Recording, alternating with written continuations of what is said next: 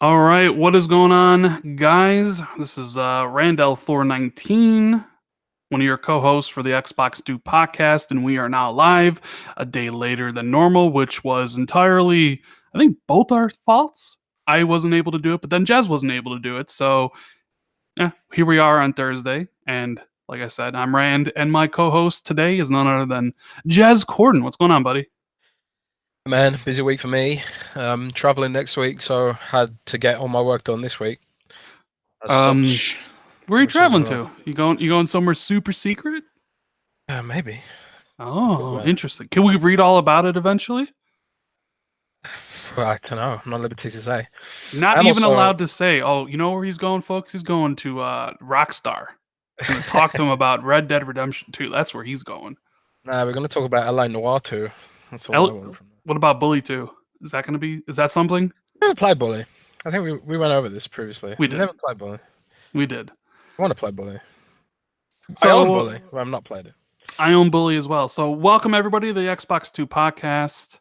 It's good to be back. Actually, this week I thought maybe we weren't going to be able to do one this week, but me and Jez's schedule cleared up for Thursday, and we have a lot of different things to talk about. Last week we literally had a show about our XO predictions, and this week we're going to talk about XO again, but trying to downplay some of the hype that we see floating around out there, right, Jez?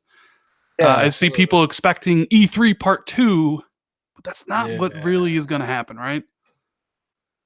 So, Yeah, so that's it's definitely not going to be on E3's level. At least I have not seen anything to indicate as such. But so you we'll know, we'll talk about that. We'll also talk about Jez's article about mobile controllers that Xbox might be making for Project xCloud. yes, I see some people are kind of in their feelings about that one, so we'll talk about that. Obviously, both of us have played Red Dead Redemption 2. We'll give our thoughts on that and everything surrounding it. Like how controversial game. very controversial. The biggest entertainment launch in enter- opening weekend or first weekend history. You had the whole digital foundry with X better than the Pro, and oh man, that really kind of turned into a Oh bloodbath yes, yeah, it is. between between both sides. Whew. It was Whew. pretty brutal. Sunset Overdrive making its way to PC apparently. Indeed. A whole bunch of stuff to talk about, and as we always do, we want to talk about first the games that we play. But before we get into that, could you guys hit the like button, share out the link, as this is a podcast and not a regular video. So sometimes I do stop it to say those things. Obviously, I'll be reading chats, super chats open if anybody wants to support the show. And let's get going, shall we? So, Jez, I know you're playing World of Warcraft right now How do you know that? because you told me before the show you were playing World of Warcraft and you're tanking Yeah. some huge monster, but nobody wants to See, know about World of Warcraft. problem Nobody. is the problem is America's Europe. Well, I think the rest of the world's time zones has changed for daylight savings, except for America. So I haven't actually finished my raid yet, which I usually would have finished by now. But because we're doing the podcast an hour earlier than usual for me, you're gonna have to deal with this. Yes. But Well, what was it? Our clocks change back on Sunday. It goes from 2 a.m. to 1 a.m. Um, so, uh, since we're not going to talk about World of Warcraft, I've only played one game. Have you only played one game? let me think. Actually, no, I've played two games other than WoW this week. One is Red Dead Redemption, which we'll probably do a whole segment on. The other is Call of Cthulhu. Oh, Call of Cthulhu. All right. I got that game. I haven't been able to play it yet. What's your overall initial impressions so far? Well, for Call of Cthulhu, I didn't have a high expectation for it because pretty unknown dev and Focus Home Interactive. I think it's fair to call them a double A publisher. I So I would didn't agree. have, I would yeah, agree. I didn't have high expectations for it. It's a narrative sort of investigation game. It's not super interactive. You don't get a gun. You don't shoot people. You go around investigating, solving clues. Doing sort of logic puzzles and stuff like that. The graphics are terrible. You know, um, well, they're not terrible. They're just low budget. You know, but the atmosphere is really good. It's very atmospheric, sort of horror game based on the HP Lovecraft mythology. And I haven't completed it yet, but I've really enjoyed it so far, man. It's got a nice atmosphere. It's got interesting gameplay. Yeah, it's if as long as you're not expecting LA Noir on that sort of level, it's pretty good. All right, but it's $60 though. It's full price. That's it. This isn't a $40 game or a $30 game. Sure about that? I'm positive it's $50, Jez. Oh, I'm shocked. It's a full price game. No, don't get this at $60. Get it at. I thought it was 30, which I thought would have been a reasonable price, but no, it's it not probably would be. I mean, I don't think the reviews are very kind to the game. They say it has a lot of potential, but for $60, when you could pick up Red Dead Redemption 2 for the same price, yeah, when you can do all that stuff, when you can pick up Spider-Man or God of War or Forza Horizon 4, for the same price or cheaper, Xbox Game Pass, like I don't know what they're thinking. I don't know what they were thinking. It's almost like they thought, you know what? We ain't going to beat Red Dead. So why don't we just price it high to milk the Lovecraft fans who'd pick it up over Red Dead and then price drop it later after everyone's gotten over Red Dead? It might actually be a smarter pricing strategy than it seems. I don't know about that. Maybe you're right. I can see this. $60 is too damn expensive. In a month from now, this game will be $30. Like on maybe even 2 weeks on Black Friday. Like I don't think who's buying that game the same week that Red Dead 2 comes out. The problem is it's a licensed game, so it uses an existing license, and presumably they're paying some form of royalties to the estate of HP Lovecraft or whoever owns the rights to that franchise. I don't even know. So, but the margins on those kind of games ain't that good.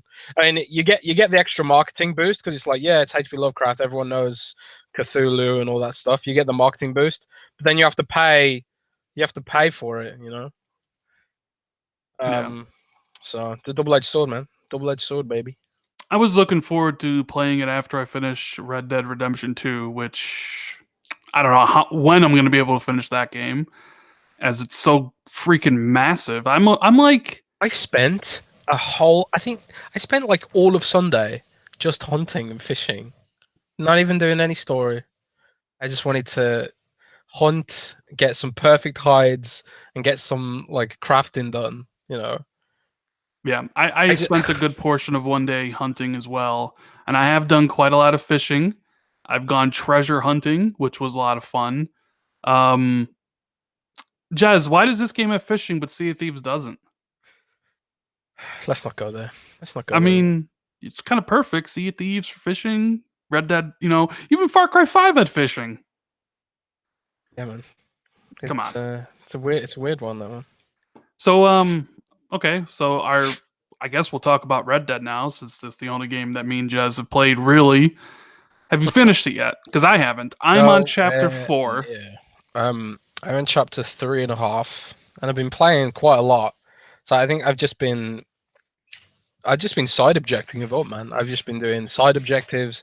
I've just been doing hunting and fishing, and sometimes I don't even hunt and fish. I just go around with the binoculars trying to study the animals, and then when you study them, he draws a little picture of them in the journal. I just love all the details, man.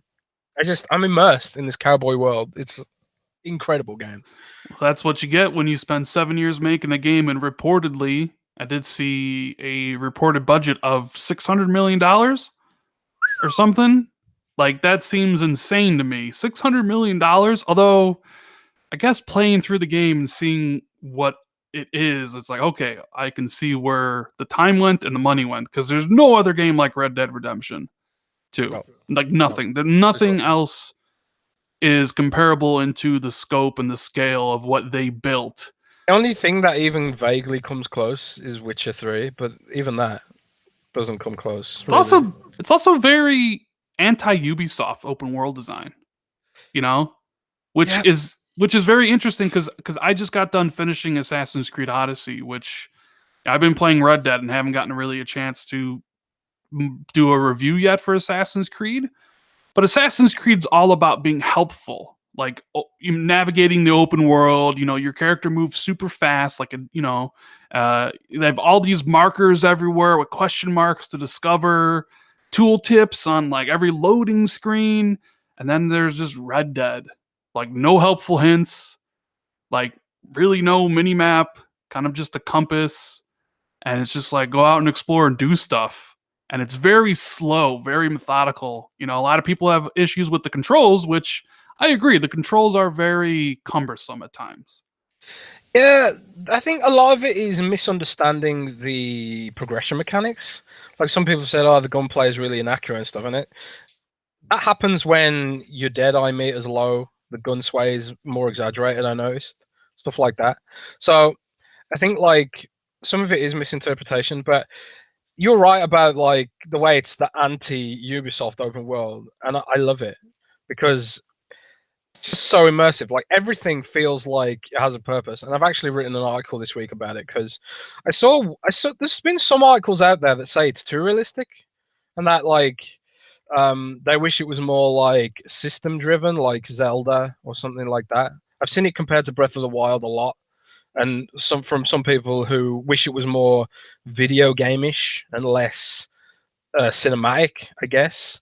But for me, the realism just adds to the immersion. My horse died, Rand. My horse died after about 15 hours in.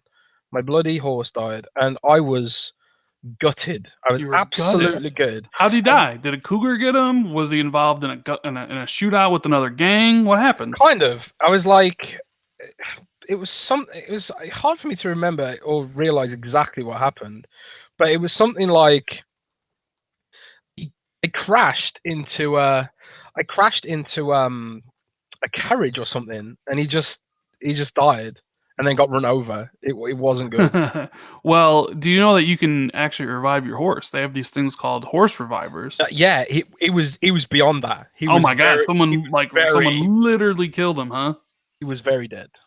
Wow. My first horse I lost. I don't know where my first horse went, but I got a second one and I named him Thor. Right?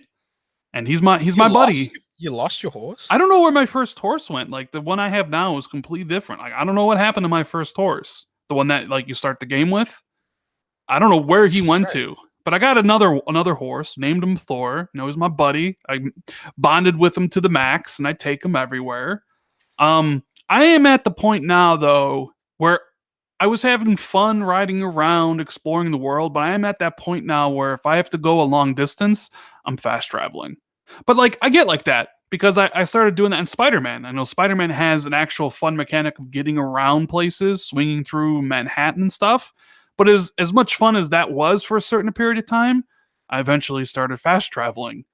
Same thing with Forza Horizon 4. It's fun to drive around, get to place.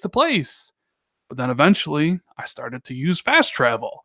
So I'm at that point in Red Dead where if it's a certain distance away, I'm like, all right, I'm using fast travel.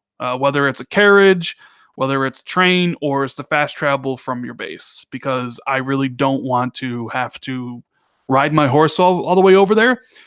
I do kind of enjoy it if there's company.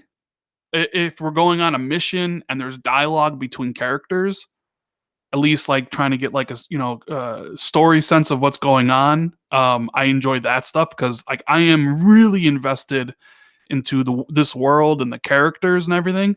Yeah. Like I thought I would hate Arthur Morgan. Like when they revealed that it was a prequel, I had my doubts. I'm like, really a prequel? Like I'm not really a fan of prequels because like for instance, nothing can happen to John Marston. Nothing. Because John Marston is in Red Dead Redemption 1, right? So he has to live. Same thing with Dutch. Dutch has to live because John chases him down in Red Dead Redemption 1. So already there's, you can't put those two characters in any sort of perilous, death-defying things because they eventually make it out the other side. But what's interesting is like you don't know what's going to happen to any of these other characters. And I've really turned the corner on Arthur. I love him. In fact, I think I might like him better than John because his voice actor is amazing. Like whoever did his voice, absolutely incredible. Stand out. I'm going to applause. Someone in chat probably educate us, whoever did Yeah. his voice, but Oh it's my god, like I some of the am. best character writing and voice work across the board, really. Like this is one of the things that I heavily criticize about Ubisoft games. I never ever care about the characters, man. Ever. And we've talked about this before. And I think it's just because they are so soft when it comes to approaching issues and controversy and stuff like that. And it makes all their characters feel really wooden, really sort of flat, and they just become immemorable. Like Alexios has some funny dialogue lines, sure, but it's still B movie type stuff. Right. Whereas Rockstar, at least with Red Dead Redemption 2, they've like so believable. The camaraderie between the gang, the little things, and they don't shy away from the issues of the time or the even contemporary issues that still going on today, and it's just so good. Yeah. And because it's so good, I don't mind like in a Leicester game.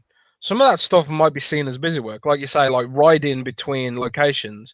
When you're with someone and you hear more of their backstory and you get more context about who they are and what they're about. Nobody in the gang really feels like they're just there for the sake of it.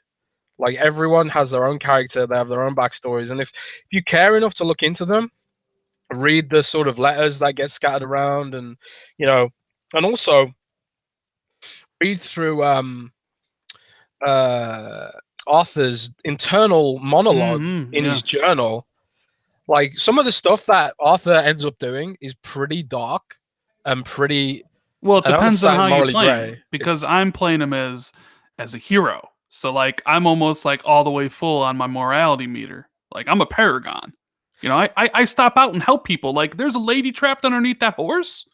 I'm helping okay. her. Well, I If got there's a dude who got bit by a snake and wants to suck out that venom, I mean I won't suck out the venom, but I'll give him a medical cure. Like I'm all about helping people. Like I'm not shoot first, ask questions later. Rand. I've got a problem because you see we can't really. I mean, we'll have to talk about it off air because I don't want to spoil anything. But um, my character is not a paragon. Okay, so you're going evil. Okay. Kind of. I Okay. guess. Okay. Fair enough. Fair enough. Yeah, because we're not going to spoil any story stuff. Because I don't want anything spoiled for me. I did feel that chapter 3 really, really ups the ante of what's going on. But I was invested from the very beginning, like when you're in the prologue, I guess, like chapter 1, when you're in all the snow. Like I was like, and I can't play this game in a party, Jazz, because I need to be isolated. I need to be in the game with the characters. I Yeah, can't be in totally. a party with people talking over one another. I kind of did it with Assassin's Creed Odyssey because honestly, the story and the dialogue weren't that important in Assassin's Creed Odyssey. It was all more about like the fun gameplay, so I could be in a party. But this, I can't. Like, I have to be alone. But like everything, kind of like the chapter 1, and for a good majority of chapter 2, it's all very about tutorializing you, like how to use your horse, how to use your weapons, how to use your Yeah, for sure. deadeye, introducing you to the game mechanics. But you hit chapter 3, and some of the stuff you do in there is absolutely incredible. And I just got to chapter 4. I think I'm like 35 hours into the game, and looking at my progress, it says I'm only 45% done with the story. So I still have more than half of the story left to go, which is insane to really think about. Now, Sam Tolbert says in chat that Roger Clark is the voice actor. He's an Irish American actor. He did an amazing job. Like I can't give him props enough for what he's done. And same thing, like I think everybody else who worked on this game, Jazz, like I don't know if you've seen, like I'm sure you've seen it, but when you're riding through the forest at night, the way like the moonlight shines through the Oh god. trees and like the fog moves in and it kind of looks like a horror movie, or when you're just riding out in the plains and you can see the dark skies and the thunderstorms and it starts Yeah, I was gonna raining. say, like, have you Dude, seen it's the thunderstorm yet? Like, incredible. thunderstorms feel quite rare, like as rare as they are in real life, maybe. And I I've been through quite a few thunderstorms. I've only seen one so far. And Really? I was like mind blown. I've seen more double rainbows than I've seen thunderstorms. I've seen some rainbows, and then there's interesting things that happen outside of story missions. Like I was in a forest hunting a bear, and I came across the Ku Klux Klan. Oh my god. Literally 20 dudes in hoods raising a cross and trying to set it on fire. You And killed then them. later on in the game, and this is just something that you stumble across. This isn't like a story mission. This isn't something that you're kind of prodded to find, right? This is something off the beaten track. Like I saw on my compass somebody was talking because it blimps out like, oh, something's going on over there, and I decided to go and check. And I was met with like a 10-minute thing, which a lot of people would ignore because it's like I'm going to do something. But I saw what happened. I had a good laugh, and then later on, I met them again. And then I've run into. I'll give you another example of this like interactive, immersive things that can happen. I was riding down in the bayou. Have you been to the bayou yet? In the game, the southern part of the map. Yes, I just got in there. Yes. So I'm riding down there, and two hillbillies jump me from the right. They come from the right from the trees. They shoot me once, and they run off. Right? Well, I'm like, yo, I can't let that stand. My Arthur Morgan has on. I'm like, they shot at me. I'm going to get them. Right? So I jumped off my horse, started running after them, and wouldn't you know it, I fell through a covered trap in the ground. Oh my Right? god. And then they came up to the side of the trap and were taunting me until I shot one of them in the head and they ran away and I climbed up out of the trap and started chasing them. Like that is the kind of things in this game that somebody built, but no, you wouldn't experience it unless you kind of followed the trails. I'm like, dude, this is incredible. And my friends I've talked to or playing the game, none of them have experienced that yet. Only a couple have even experienced the KKK thing. So I'm kind of curious to see what other type of Have you I was what was I doing? I was looking for elk pelts, perfect elk pelts to craft something. So I went up into the mountains, and when I was there, there was two very skinny dudes um in a camp preparing two other dudes to eat them. Seen that? hmm And they're talking about who to eat and stuff like that. And then I shot them both and then dropped one of them off a cliff. It's just crazy the things that you can do in this game, and I like absolutely love the game. I can't wait to see what happens. Everyone has to play it. Like, even if you're not really into these kind of games, I think it's one of those games that everyone has to experience at least once. Yeah. Man, I can't imagine where it's going to go. Like it's all leading up to something I think truly special. So we'll see where it goes. But I mean, there's the game itself, which me and Jazz obviously both love. But then there was the There's been a console war. lot of controversy. Oh, Yeah. well, we'll Well, go over the console war first, and then Yeah. we'll. Yeah. So I mean, before we get into the console war stuff, I just want to shout out Beaner8127 for the super chat. He says Sony has been successful with Spyro, Crash, Ratchet and Clank, and Jack and Daxter. Banjo gets announced as a character for Smash at XO. Microsoft can start their own line of mascot platforms. Thanks for the super chat and for the support. Well, Banjo wasn't announced today for Smash Brothers, but we'll talk about XO stuff when we get to XO. So, the console war stuff was very, very. What's the word I'm looking for here, Jez? In high gear. Vitriolic. It was in high gear, and the reason why was because here you have the biggest game of the year, bar none. Like nothing. Like after the sales it pulled, no other game's gonna out. Do you agree with that, Jez? Like it's the biggest game of the year, bigger than Call of Duty, bigger than Spider-Man, bigger than God of War, bigger than Far Cry. I don't think Battlefield 5's gonna. I mean, what can beat it? Even Call of Duty beat Call of Duty already. Yeah. So big, and then this is without even announcing the online stuff. So all they need to do now is just be like, oh, by the way, this is the online stuff, and just sort of drop that out of the blue. And boom. Yeah, exactly. Like it's like they're gonna have another round of press and talk about Red Dead next month when they drop the online, which people are going to love. But the console war is in high gear mainly because, well, Rockstar, those bastards, those crazy bastards did it, and they put this game and how big it is, and it runs at native 4K on the Xbox One Oh X. God, how gorgeous is it on there?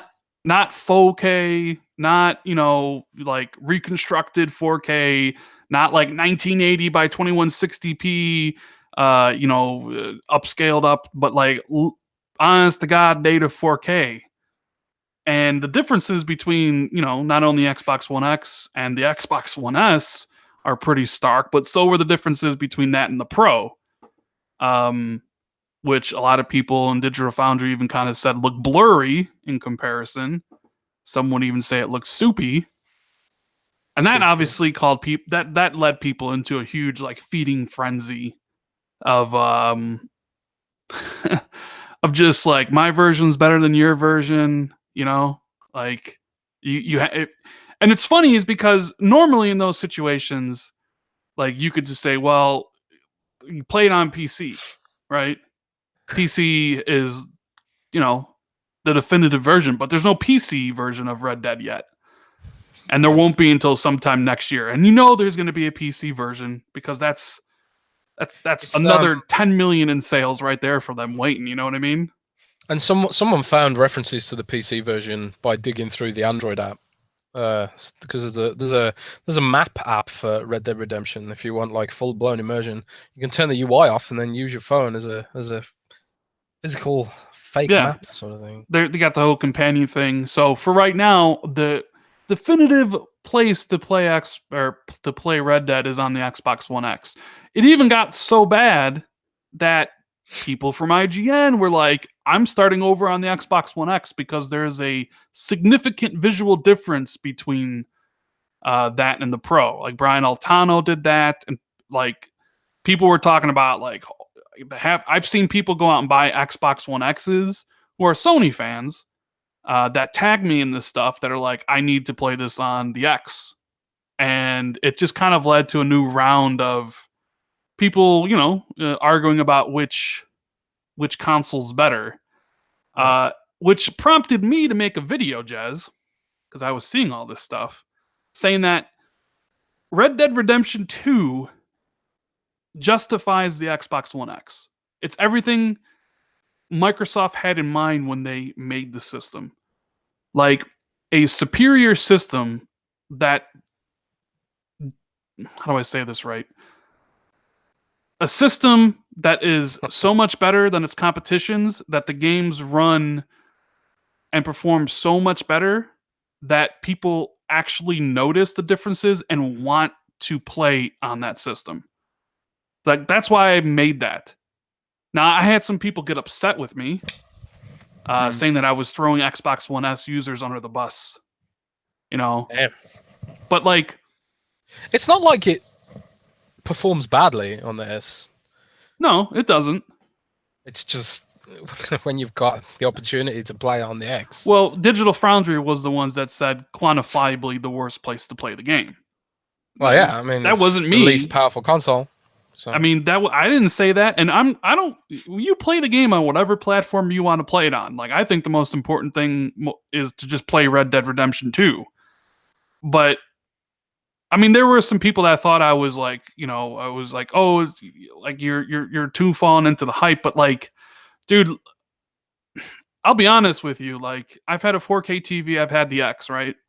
And while the games look great on it and they perform well, I honestly, truly haven't been blown away so much until this game. Like, Far Cry 5 looked amazing, but I wasn't sitting there with my mouth ajar thinking like, oh my God, like, look how this game looks. It wasn't until this game where I was like, wow, 4K looks absolutely incredible in this. Now I can only imagine what 60 frames would be like, right? I think part of it is because it's got a first-person mode, they can't cheap out on the textures for smaller objects. Because in third person, you can't really get up close to those tins of baked beans and stuff. because of first person, they've actually had to model out every bit of detail in high fidelity in case you are someone who plays in first person mode, which ain't bad, by the way. It feels weird to start with, because the controls don't feel like first person game controls. When you get used to it, it's kind of fun to have a gun battle in first person in this game.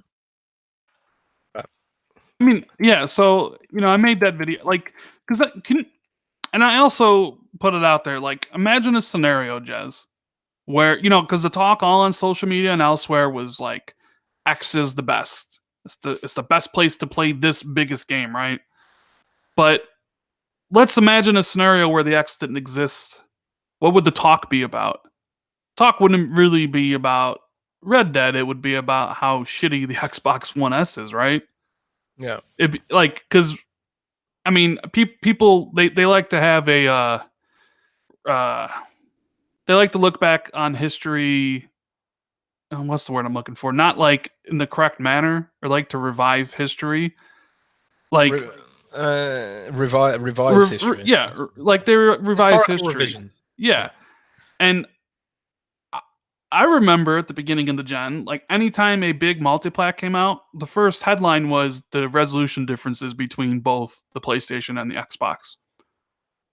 That's the God's honest truth. And anybody that says differently is just misremembering exactly what happened, right? I still remember when it was a big thing. I'm not going to sit here and say that there's a bias against Xbox because of that. There could be multiple factors. Like, for example, there just weren't that many games coming out then. There weren't that many landmark games. There weren't as much stuff to talk about. It wasn't like we weren't in a situation where it was obvious that the industry was evolving and we're moving beyond consoles and into streaming and stuff like that. And also 4K TVs and 4K media in general hasn't proliferated in a way that HD has. It's getting there, but it's like I still wouldn't call 4K a standard. HD is still the standard, and it was the standard back then too. So if you are someone who doesn't care about 4K, or forcibly, or because you can't afford a 4K TV, or simply because I don't know, you prefer the frame rates or something, then hitting that HD benchmark might be more important to some. But and a lot of for PC gaming too. I mean, I think it was something like 3% of all PCs attached to Steam are capable of 4K, and not much more are capable of QHD. Most PC gamers, I think, play in 1440p. Like most don't. Most play in HD. Well, according to the Steam survey, the vast majority is 1080p, and then slightly more for QHD, and then almost none for 4K. Because few people have rigs that can run games at 4K natively, and there's just not that many PC monitors out there that are cheap enough to justify 4K either. The whole monitor issue is a problem for 4K on PC. I've been trying to find a 4K monitor for PC. They just ain't nothing really. I think there's like one 4K HDR10 monitor, and it's not even true HDR, and it costs almost $1,000. And it's like, nah. Well, even though take a look at like Blu-ray versus DVD. Even though you see Blu-rays everywhere you go, more people still buy and use DVDs than Blu-rays. It's just people didn't really adopt Blu-ray like they did DVD, and more people just own 1080p. And then streaming right now disrupted everything. Right, and streaming will disrupt the power argument again. In 10 years, I'm sure everybody will have a 4K TV. Because eventually you won't be able to buy 1080p TVs anymore. But yeah, it's just Samsung just unveiled 8K TVs. Did you see that? 8K TVs? How much are one of those? God knows, but they're going on sale next year. I mean, even if you got one, is there any 8K content? No. Screensaver, Samsung's native screensaver, maybe. I mean, yeah, like barely have games support native 4K right now on console. Like, it would be a long time before 8K is a thing. Yeah. Man, I don't know. It's just I still sit there sometimes when playing Red Dead and just am in awe of what I'm seeing. Like it is absolutely incredible. The game is a visual masterpiece. It's a masterpiece in every regard. And why does always people call when we do this show? Why are you just so popular, man? I don't know. I don't know why I don't know why I'm so popular. I guess Have you got a stalker? This brand's got a stalker. I don't know. There are some people who post in my YouTube comments all the time, and they make not so good, disparaging comments about me, like, Man, and well, whatever. I let that stuff slide off my back. But that's the only. So you have that whole situation with the Xbox One X and the PlayStation 4 Pro, right? But they also announced that, hey, it's the biggest entertainment opening weekend ever. 725 million in 3 days, second to only the first 3 days of Grand Theft Auto 5, which did 1 billion. So bigger than any movie, bigger than any book, like the biggest ever. It's insane to think about because there were people out there who said Red Dead Redemption 2 wasn't going to sell. And I agree. I didn't think it'd be GTA. I thought, well, yeah, I didn't think it would be GTA either. I thought, GTA's got the brand power, but clearly it's Rockstar that's got the brand power. Yeah, well, that's the thing. Like, so people were like, well, Red Dead 2 is not going to beat out Call of Duty or anything else because Red Dead 1 apparently only sold around 13 million copies. Obviously that's a far cry from what the Grand Theft Auto games have done. But, well, here you have Red Dead 2 basically outselling, if you take the ASP of $60, which I know, they were selling games for, the $180 versions, but if you just take 60, that comes out to 12 million copies sold. So that's the high end. So let's just say they sold 10 million copies. They sold 10 million copies in 3 days. And that's for Red Dead Redemption 2. Imagine what Grand Theft Auto 6 is going to do in 5 or 6 years. I just can't imagine what Grand Theft Auto 6 is going to be like. Is it just going to be like literally a life simulator? I mean, I don't know. How much more realistic can these games get? My bet is that. My bet is after the comments about how he was happy they didn't have to launch Grand Theft Auto 6 in the era of Donald Trump, right? My bet is with Grand Theft Auto 6, they're going to go back to the 80s and go back to Vice City. That'd be great. With that kind of like visual aesthetic and stuff. So I really want, and this is never going to happen probably, but I'd love like a sort of London gangsters GTA. I mean, there was like a 2D GTA spin-off in London. I think it's literally called GTA London. Actually. Love that. Say in the Prohibition era. Not that UK had Prohibition, but you know what I mean. Like classic gangsters, like Once Upon a Time in America and stuff. Once Upon a Time. Have you seen Once Upon a Time in America? I have not seen that. No. Oh, it's so amazing. Like the quintessential gangster movie. Everyone has to see. Yeah, so Jesus, Red Dead news everywhere. Biggest game of the year. Incredible experience. I don't know what else to say about it. Yeah, well, there's that whole thing. There's the whole fake HDR thing as well. Apparently, the HDR. Oh, yeah. I've got the HDR turned off. It looks really bad on my TV for some reason. Yeah, I don't know. I guess they needed another 100 hours of overtime, right? There was some other controversy this week to do with Red Dead. I can't remember what it was now.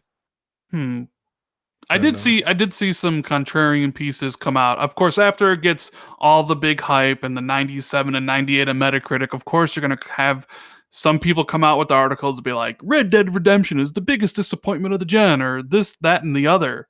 Like outrage. Recreational outrage. Was it you? Tell me that too. Yeah, like I read an article where the author was complaining that why can you go in some buildings, but then some buildings you can't? It's like, really? We're going to talk about that? How come when he looks through the drawers, he doesn't look like how I would look through drawers when looking through my keys, like for my keys? Like I'm fumbling around. How come he go? It's like, really? That's what you're going to complain about?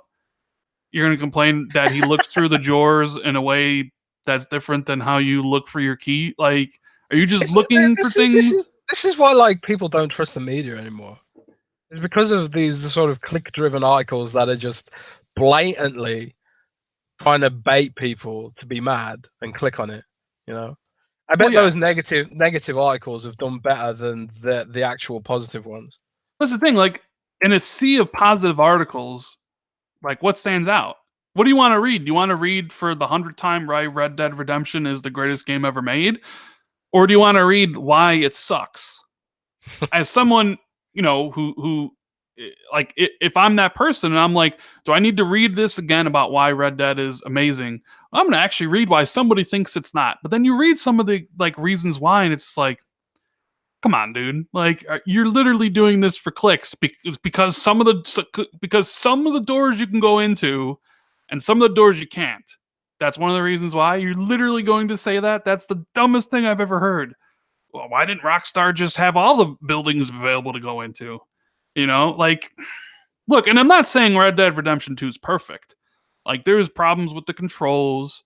There's problems with the aiming. Like, Jez, I couldn't tell you how long I spent trying to adjust the sensitivity in the dead zone to find a setting I liked.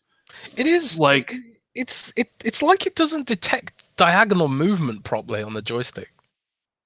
Yeah, I finally found a setting that I like where the combat is very, very enjoyable and I can routinely just get headshot after headshot. But from the beginning, I was struggling. I ain't gonna lie. Like the auto aim is so fierce, like it snaps you right to the target. Rockstar, I know, but like I don't like it snaps you right to the target, right to the chest, but like I want to go to the head. So it's like I don't really need the full like pull. But in the tutorial it says like snap to the dude and then move up to aim up to the head. I know, but I made it easier for myself. Like I'm just saying, it was very cumbersome in the beginning. I changed it to where like it's so much better now.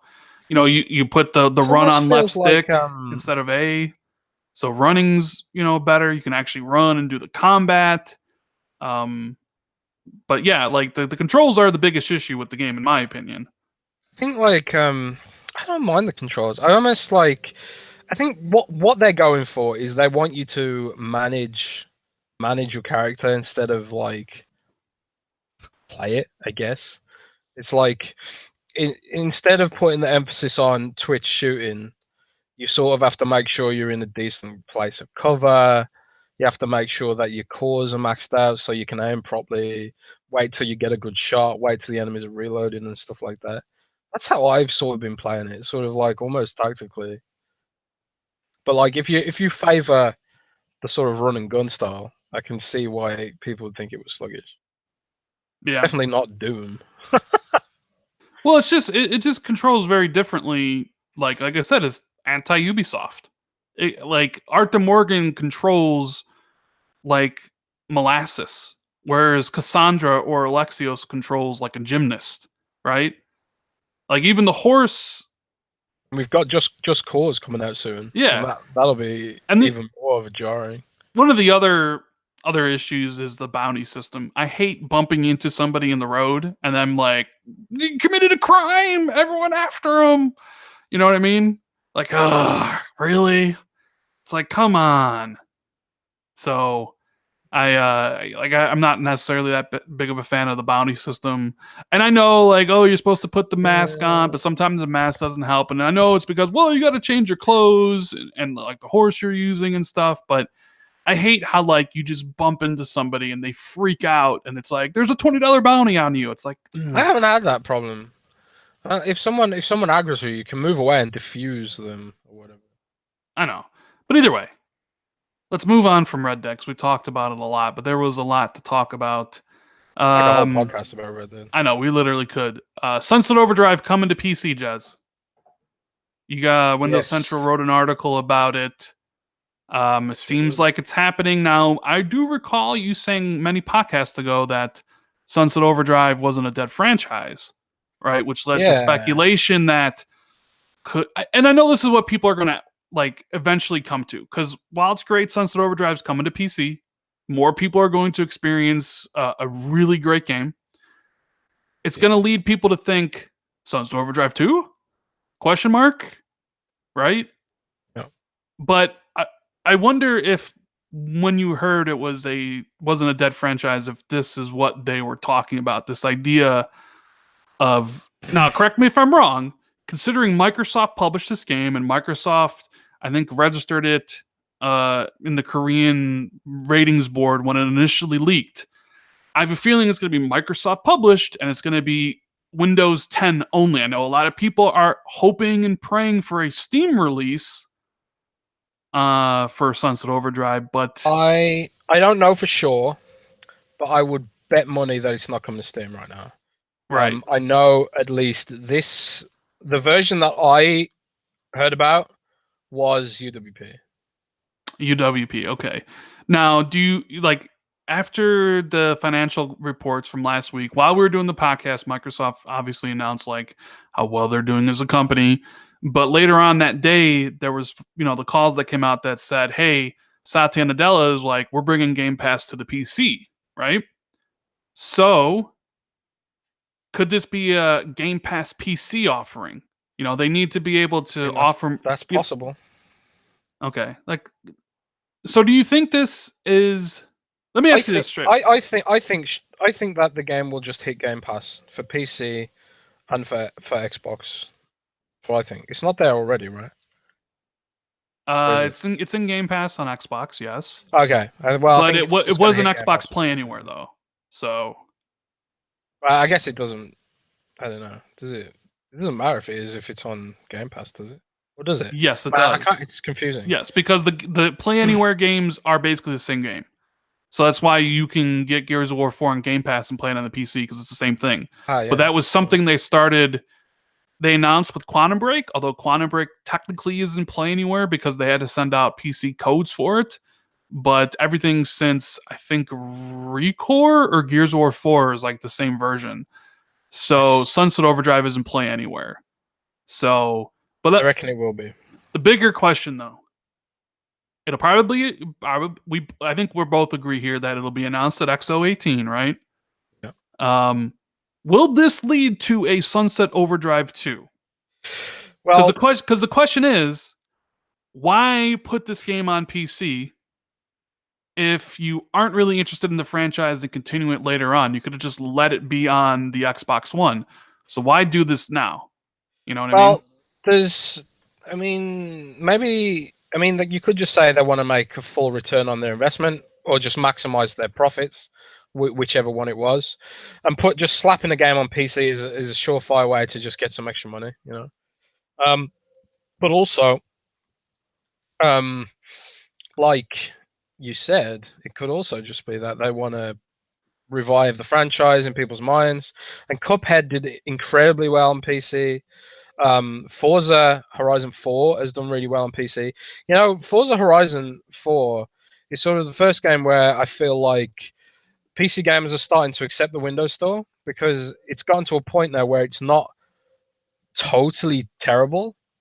Like there was no major issues with Forza on the Windows Store like there was with Forza Motorsport 7, which had issues and stuff like that.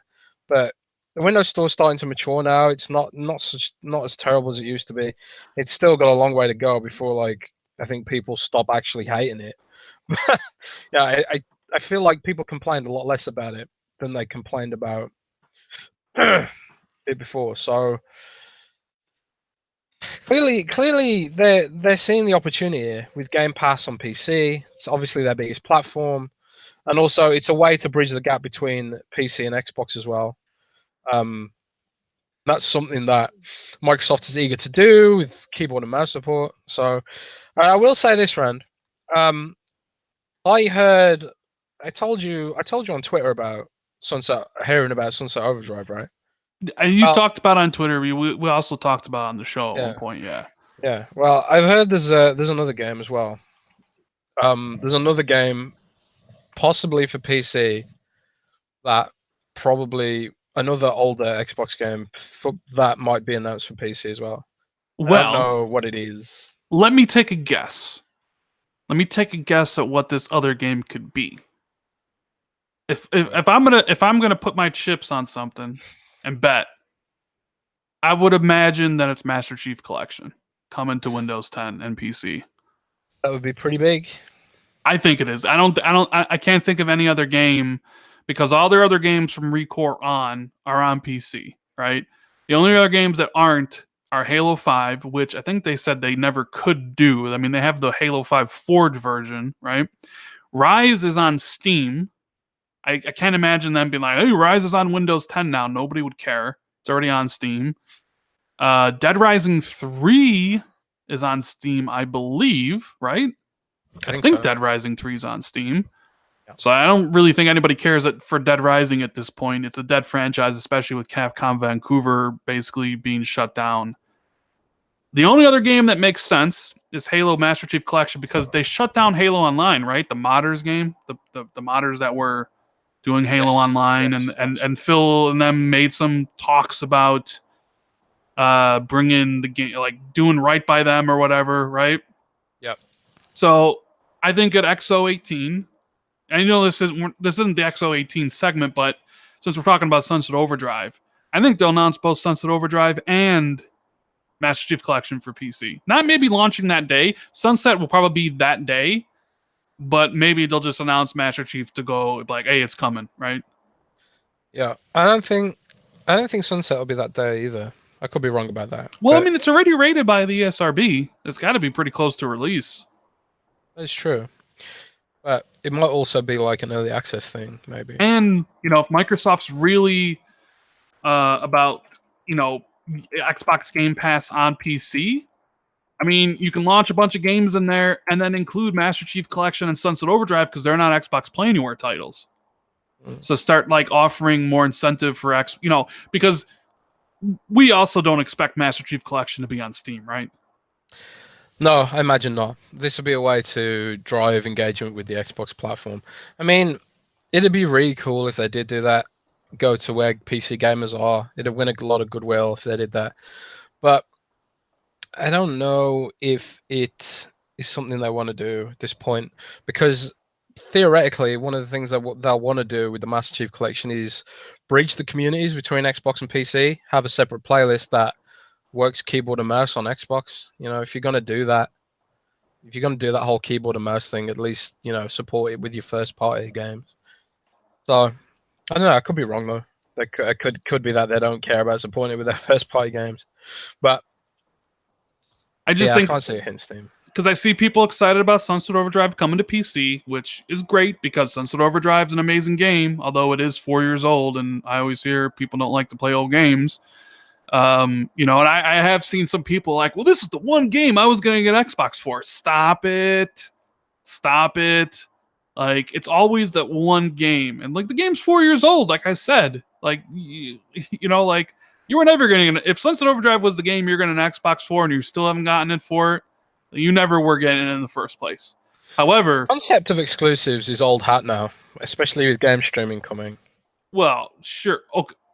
I disagree with you on that one, but we need to see where streaming goes. I mean, and I know we've had a battle about, like, I think exclusives sell consoles. Clearly, Sony has shown that profusely.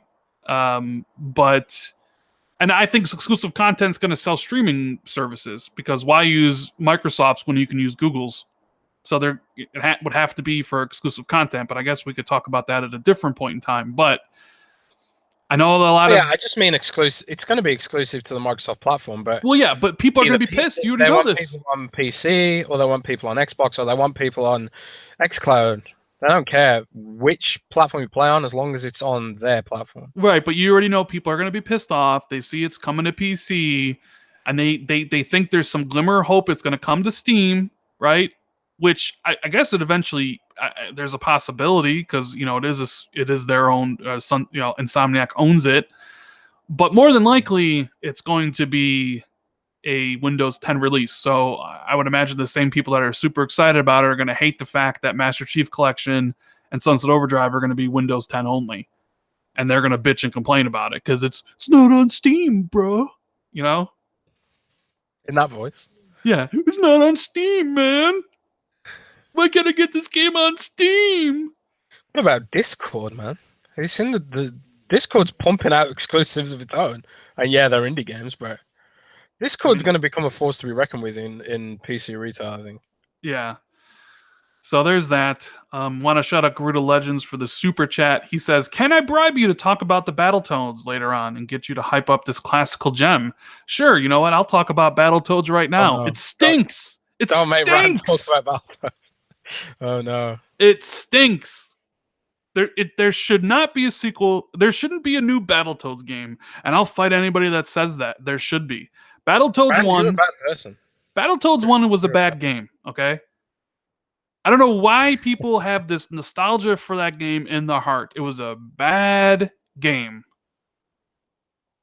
Jazz, do you care to debate me on this? Yes and no. The game wasn't great compared to other beat 'em ups at the time, but it was just kind of cool, man. It was like this game that had potential, and you hope that like a sequel would make good on that potential. I don't know. The music is rad. I'll say that, Brian. Got the best Music is pause rad. music of all time. Yes, that is true. And I'm gonna wait and see what this new game is like. We haven't seen any footage from it.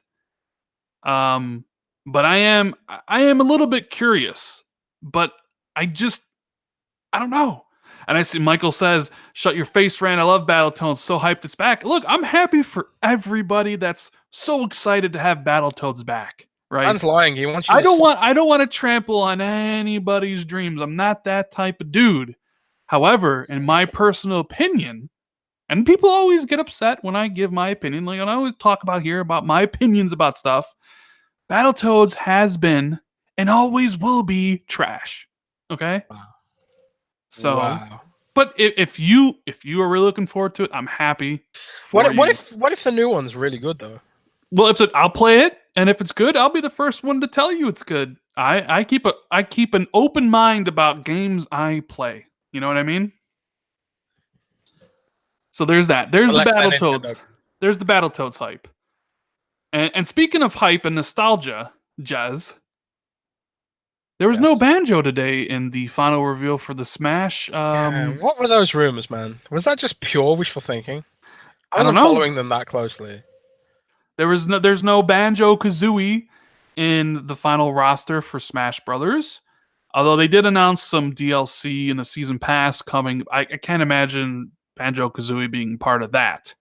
So, was this just a fan made that list or that image, and people are running with it, or do we overestimate like Microsoft and Nintendo's relationship? Because we kind of were thinking, all right, well, it seems like they have a good relationship. I could see Banjo being in there. Phil has said that, but would Nintendo really want a character Minecraft Steve would have been better. Minecraft, yeah, okay, yeah, I agree with you, but I don't think anybody cares about Minecraft Steve. Dude, you are so mistaken about. Nintendo fans. Yes, Nintendo fans. No. Minecraft's one of the biggest games. Yeah, but does that mean people care about Minecraft Steve though? Just because Minecraft itself is huge? Yes. Oh, all right. Smash players maybe not, but it would get a new audience if they put Minecraft stuff in it. That's the play. If Microsoft has any involvement in Smash, it's going to be Minecraft related. Sorry, Minecraft's one of the biggest games on Switch. Well, Buddy Boy said Solid Snake is in the game. They don't own that. True, but you don't see any. What I meant to say is you don't see anything that a rival platform holder owns. You don't see anything from Sony in Smash, and you don't see anything from Xbox, Microsoft in Smash. I hate the fact that this phone rings so much while we're doing this podcast, Jazz. Unplug it. I can't. It can't be unplugged. You know, what if somebody calls and says I won like $10 million or something? And I wouldn't know, you know? Let's be real, man. You know, or what if someone says, hey, you answer the call now and you want a trip to Rome and a cruise? Right? Yeah, it could happen. It could happen. All right, so, you know what, let's talk about your article about how Xbox was prototyping mobile controllers for tablets and phones, potentially for the xCloud, Jez. So there's good stuff here, because in the back of my mind, when I think about Project xCloud and Microsoft trying to reach 2 billion gamers, right? Where those gamers are playing on their phones and their tablets that don't have the best control inputs for games. And sure, they have those devices where you could snap your phone on a controller, but that requires you to carry around a controller all the time, and that's just that's a no-go. I was wondering what exactly how Microsoft was going to bridge that. And it seems like they obviously thought about that like 4 years ago, back in 2014. So elaborate a little bit for us. Okay, so the first thing to note is that this wasn't even a patent. This was literally Microsoft research team were looking into the possibility of improving how crappy mobile gaming is. And this work was done in 2012. Okay, so this Microsoft was thinking about this a long time ago, and I did detail this in the article, but people often only read the title. So this was done in 2012 when Microsoft was thinking about improving this stuff. But the interesting thing is the paper was only published last week or the week before. And interestingly, it's the timing of the publication of this, because they go into detail about how Nintendo Switch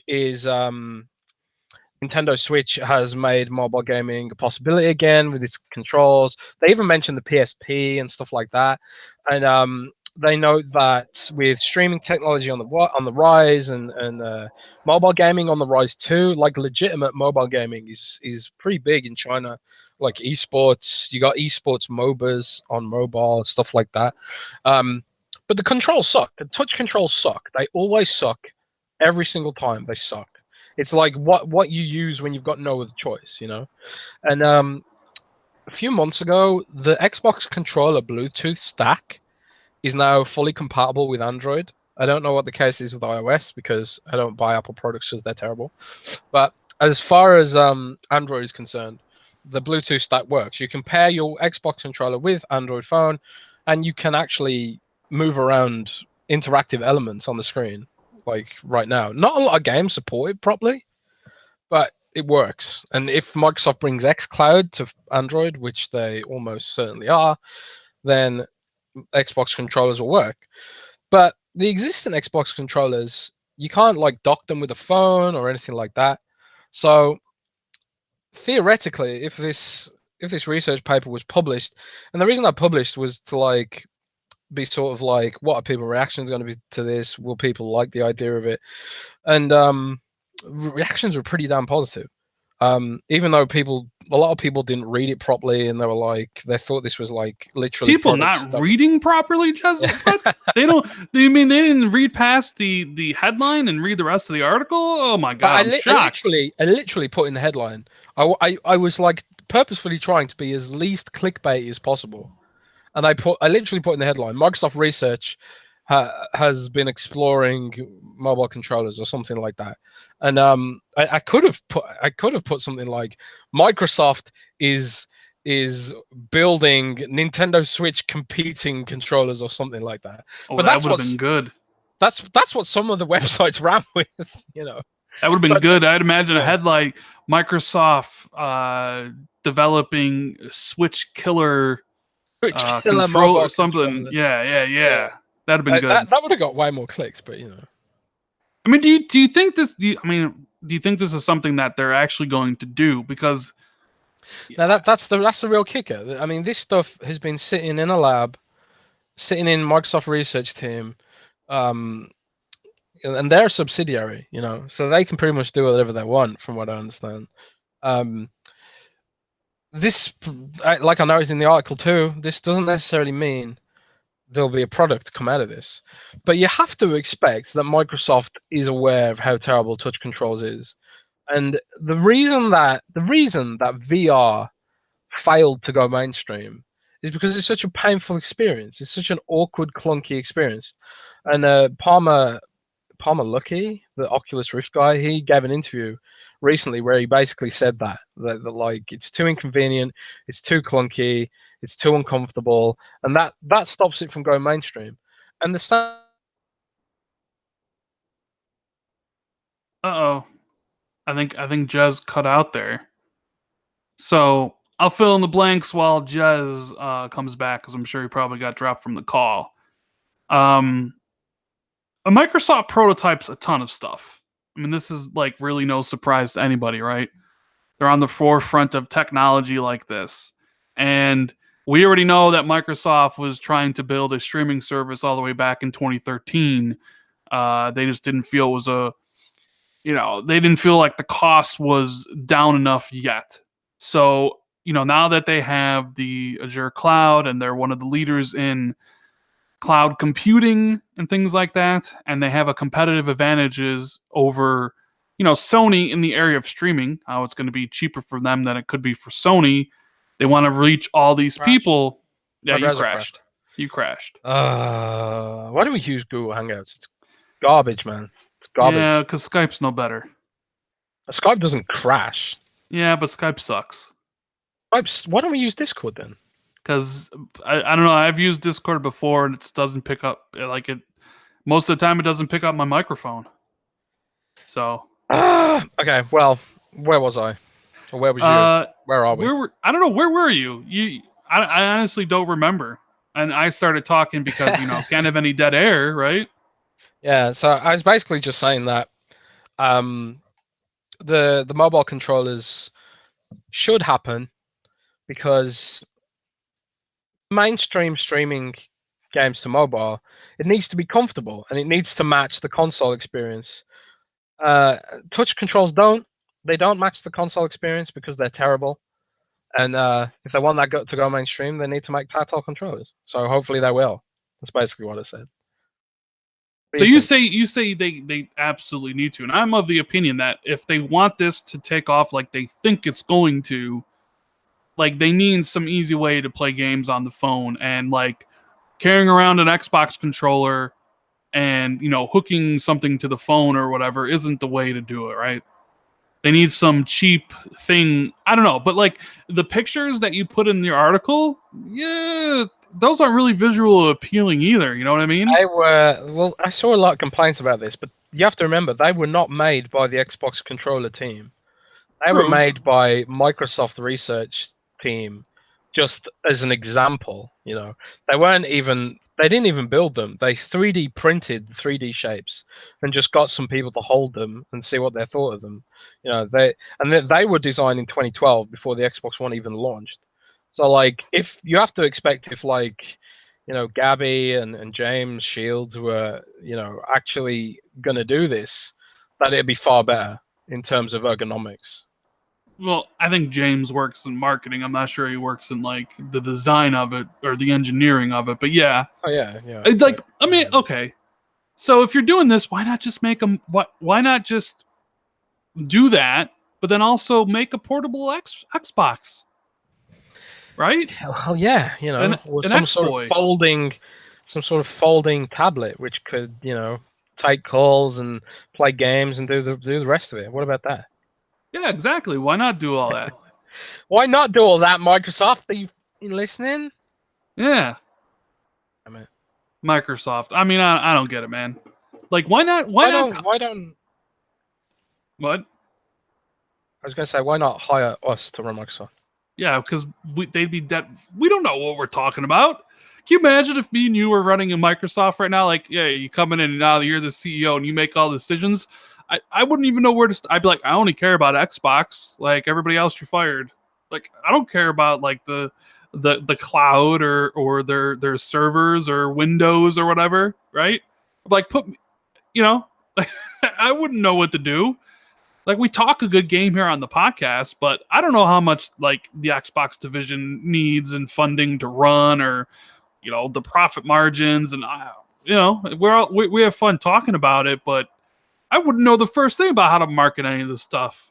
Like I could be like, yeah, you want to not build a portable Xbox? And they'd be like, well, Rand, to do that, we need a minimum ship order of 4 million of them at this price point. And by our calculations and analytical research, only 1 million of the Xbox audience will buy it. So we're going to be in the red and we can't, it's like, all right. Like, I get it. Like, that's my accountant voice, by the way. I like it. You should become an accountant. I mean, I was kind of going to business, doing all that stuff, but like I don't know. It's fun to talk about this stuff. I just couldn't imagine exactly being running it. Like people say like, well, you run your own YouTube channel. Yeah, like barely. Like, like I know people say it's like, like, hey man, Someone told me like just Office by itself is a 70 billion per dollar, $70 billion per year business. Just Office, just Office. just Office. Microsoft is such a huge operation. It's crazy. Yeah. So shout out to Garuda Legends for the super chat. He says you failed the bribe.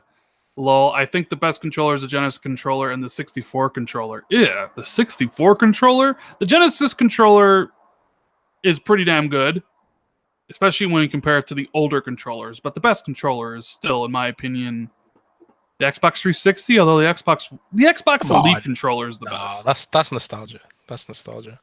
And Desaga go 13 back and says, use the 360 controller, man. you took my job. Took my jerk. No, I just said the Elite controller is the best.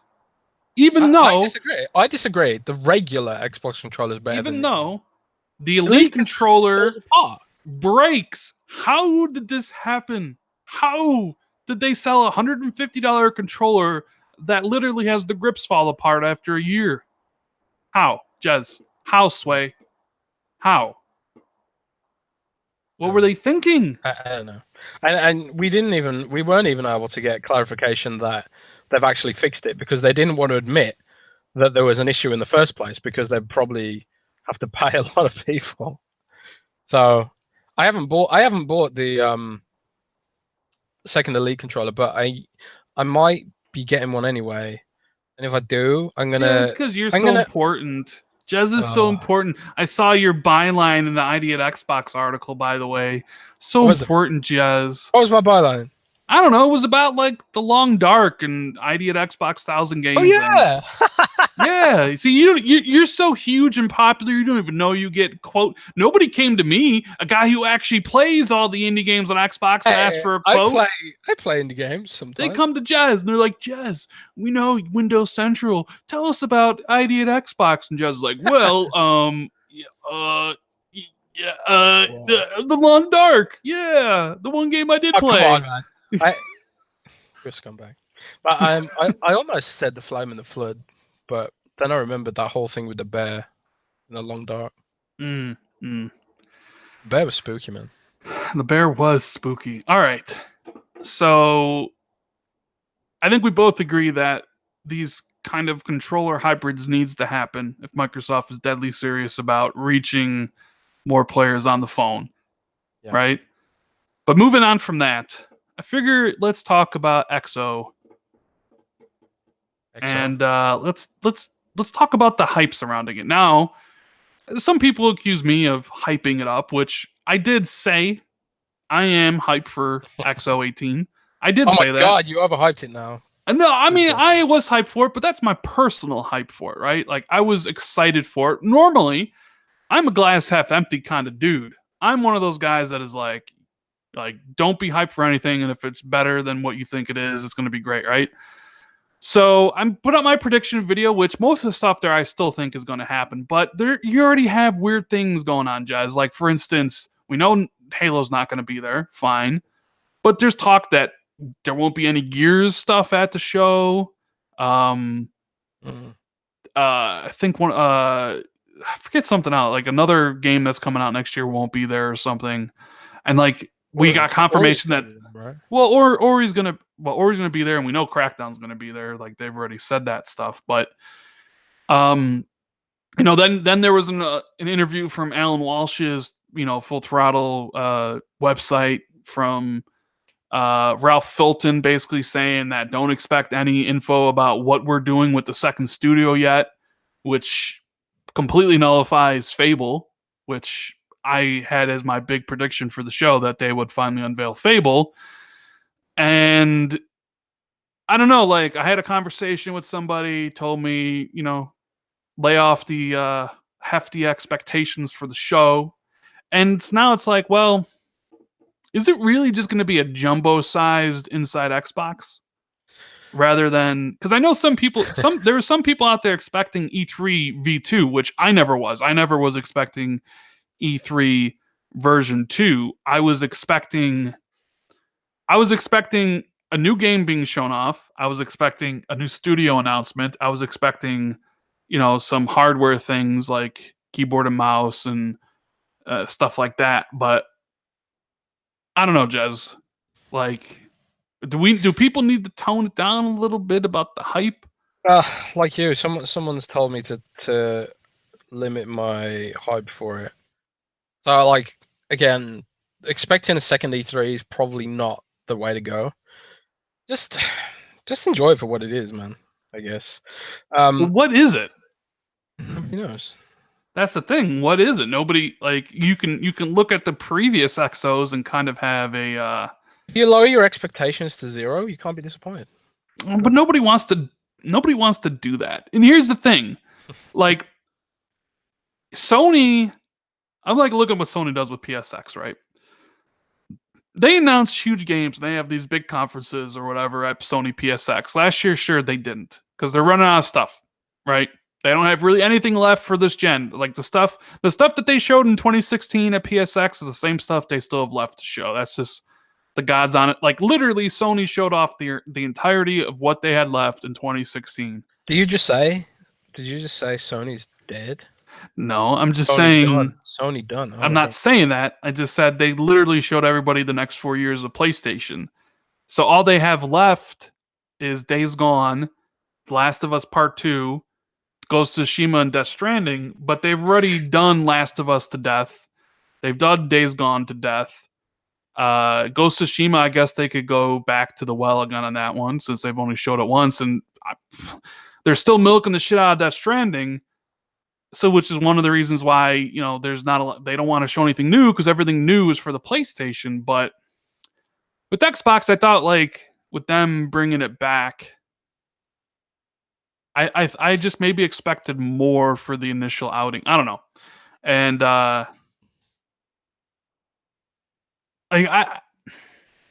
are you even expecting them to announce a new studio acquisition? I know a lot of people assume that Obsidian is like a done deal. Like it's happening. It's going to be announced at XO, but is that something? It'd be annoying if they don't announce a studio acquisition, considering Phil Spencer said in the announcement, we announced the Rare acquisition at XO. You don't say that unless you're sort of gonna put something on the same sort of level. No? I agree. Am I crazy? I completely agree. Good. Like, I don't know. And we both know that stuff is, Phil just didn't mention that thing just because he's Phil and he gets to say what he wants. That stuff is all approved by PR, got to put out the right messaging. And I would imagine that they thought at that time that either the Obsidian deal was done and that, it was nice to tease it. But because I peruse the Reset Era thread. I'm out here on Twitter, and I see people just like expecting E3 version 2. No. Exactly. That's the wrong way. That's the wrong way to look at it. I mean, but who knows? Could be surprised. Do you think maybe the person that told you to temper expectations was telling you that so you could go out there and be like, listen, guys, listen. Don't get hyped up. And then when it's amazing, you're like, oh my God, it's even better than I thought it would be. That's the thing. I just don't know anymore. I don't know. I don't know. But we don't have long to wait now. November 10th, right? Yeah, so it's next Saturday. Well, it's actually a 2-day event, right? You have the Inside Xbox stuff, which is like a 2-hour broadcast, but it's like a 2-day whole thing. Which I don't know really what they're doing. I know there's like panels and things like that, and they're going to be streaming a whole lot of stuff. I'm just kind of curious. Like, I would imagine the Inside Xbox is like the big part of the show. And quite frankly, like I am looking forward to seeing Crackdown 3. Finally seeing Crackdown 3. You know what I mean? And I think a lot of Xbox gamers and just a lot of gamers in general, they want to see what this game is all about because it's been through the ringer. It's been through hell and back, right? I think Crackdown 3 could surprise people. Yeah, but I don't know. Could it be the PUBG of 2018 or 2019 though? What about the Fortnite of 2019? The Fortnite of 2019. Let's just start it up to 11. What if it's the Red Dead Redemption 2 of 2019? Well, what if like they brought on, I don't know, Scorsese or something to direct it in secret, and now it's like the best cyberpunk cop power fantasy game of all time, and also it has fishing mechanics. Well, I mean, fishing, that puts it over the top for you, right? Dude, the fishing in Red Dead is so damn good. I think it's So pretty good. basic, though. You're basic. Excuse me? You heard me. You're basic. Uh, I just love it when you have to like turn the reel, interact with the reel. You don't just hold down a button. You have to spin that reel, man. And then spin it. yeah, and then like when the fish is struggling, you have to like hold the reel, and God, it's so good. So good. Yeah. I don't know, Crackdown man. fishing. How would that work? Crackdown Battle Royale. Huh? Crackdown Battle Royale with fishing and cloud-powered fish. So Hire me, Microsoft. Tiger King wants to know if we're going to X018. Hell no. No, it's in Mexico City, bro. Too hot for me. We ain't going down there. Maybe next year they can have it in Chicago. Come on, Phil. I've been talking to Phil about that. I've been talking about why, like, come to Chicago, come to the Midwest, come here. Why are you always going to LA? Nothing's in LA. Nobody cares about LA. I wish they'd do it in like New York or something, because the flight to LA is such a pain. Yeah, or better yet, go to New York. I'd rather go to New York than go to LA. Yeah, LA is too warm. I should do it in Alaska. That'd be nice and cool. But yeah, I am looking forward to seeing what Crackdown is finally. I'm looking forward to seeing firsthand what the multiplayer is. I would imagine that's going to be a big part of it. Did you ever play the multiplayer in Red Faction Guerrilla? I did, yes. That was actually pretty good. Yeah, it's cool. That was non-cloud power destruction, and it was still pretty good. Yeah, I mean, I played Red Faction Guerrilla. It was pretty cool. I think you've offended some people by slighting California. Yeah, but I mean, look, E3's there every single year. Like, what the hell? Like, it's like they don't want, like, it's their one claim to fame. FanFest is here every year, and so's E3. And we don't want it to go anywhere else. But what's in Chicago? Isn't Chicago? I'm not saying you need, like, come to the Midwest, come to the East Coast. You know what I mean? you have fans all over the place. Why is it always in LA? I'm just saying, there's better places. There's better places. Nebraska. I don't think many people live in Nebraska. Why not Florida? Put it in Florida. We'll put it there during like the wintertime. We'll all go down to Florida. We'll visit Xbox Fan Fest and we'll go to Disney World. What about in England? What about in good old Great Britain? I don't know. Would that be a good place to have it with Brexit?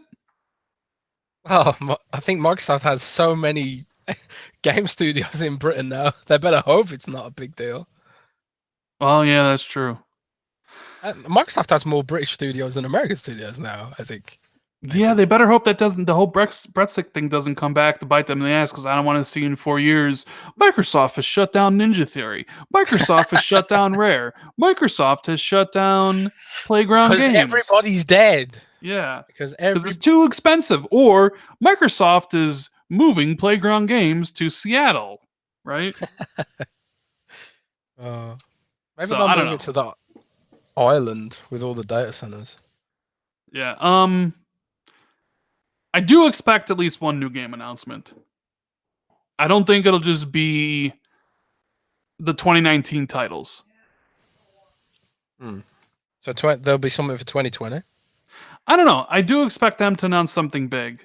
I don't know what it's going to. Not big. I do expect them to announce something that's Hype creating. well. If they want to do something hype creating, they'd announce Fable. But apparently, that's off the cards unless everybody's lying about it, right? So I don't know. There's talk Ninja Theory, and yeah, they've been working on something since they shipped Hellblade in 2017. It's possible they're closer to something more tangible than Fable 4. I just can't imagine a scenario Microsoft does this whole thing. They just talk about Gears and Ori and Crackdown. You know, they announced some games going to PC, which always gets the Xbox crowd upset for whatever reason. You're doing more exclusive. Like, you know what I mean? Like, that gets people upset. And I don't know. Like, you got to announce something new, at least one new thing. I know that's kind of like, oh, that's sad. Rand's like, one new thing, and Sony's got all these other great things. Cool. It's like, don't worry, I'll be playing all those Sony games, you know. But I don't know. Like, I think they, and it's got to be something like, for me, you know what's not going to cut it, Jez? What? Microsoft comes out there and they announce new Banjo. That's not good enough. But dude, I hear every day on Twitter how great Banjo is. I don't care. Banjo's old. Nobody cares about Banjo. And I already know I don't even need to look at chat right now to have people jumping down my throat. But You just hate everything that's colorful and fun. And I just don't look.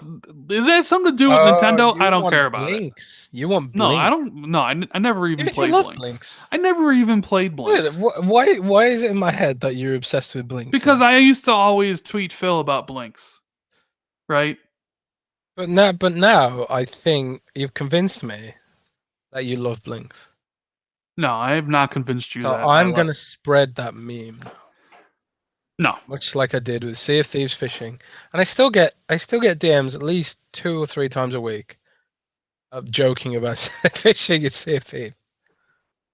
Yeah, so, I don't know. Randall Blinks. It's. What about a new Conker? New Conker game? No. No. What about a new? I don't know. MechWarrior game. Y'all sleeping on Blinks, says Kendall. Yeah, I know. I see. Look, maybe I don't